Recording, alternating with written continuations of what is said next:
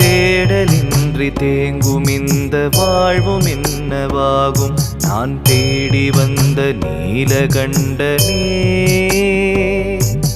வாடி நின்ற போதில் என்னை தேற்றுகின்ற தெய்வம் ஒன்று உன்னையன்றி ஏதுமில்லையே.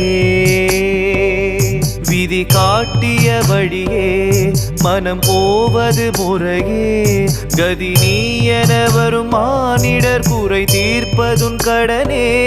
சிவன் சேவடி சுகமே, அதை காண்பது வரமே. சிவபோதனை தரும் பேரருள் சுடர் போல் வரும் துணையே.